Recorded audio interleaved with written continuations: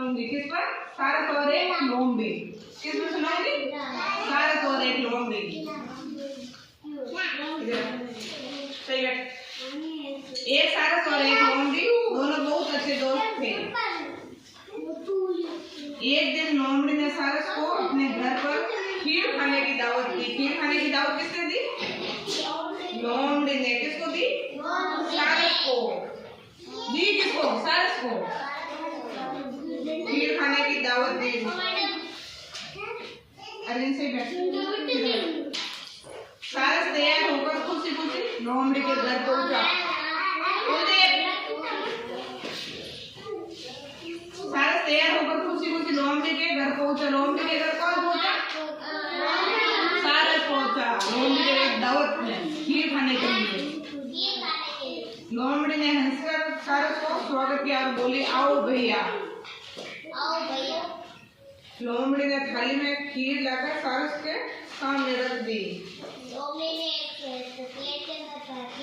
थाली के अंदर खीर लाकर लोमड़ी किसके आगे रख दी? सारस के आगे रख दी। सारस अपनी लंबी चोट से खीर न खा सका। खीर क्यों नहीं खा सका भाई? क्योंकि वो तंदूर में था, थाली में था। उसकी लंबी चोट के कारण वो खीर नहीं खा सका और लोमड़ी धीरे धीरे पूरी खीर खा गई।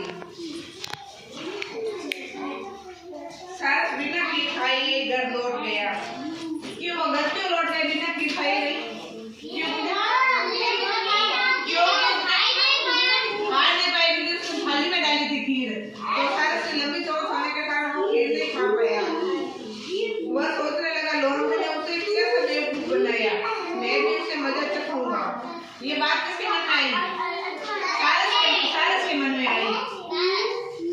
सारस के मन में आई। वह सोचने लगा, लोमड़ी ने उसे कैसे बेवकूफ बनाया, मैं भी उसे मजा चखूंगा।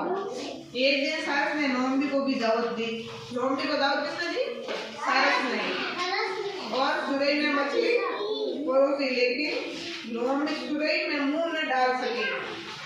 कि लोमड़ी मुंह क्यों नहीं डाल सकी सुरई में? हाँ, सुरई का मुंह छोटा था, जो गधे की तरफ लंबी होती है।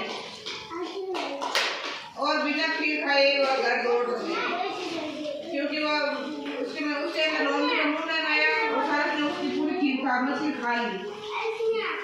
तो इससे हमें ये शिक्षा मिलती है, हमें सदैव दोस्तों के साथ मिल बांट कर खाना खाना चाहिए।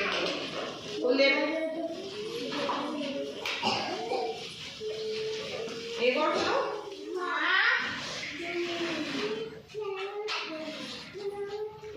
एक बंदर की ओर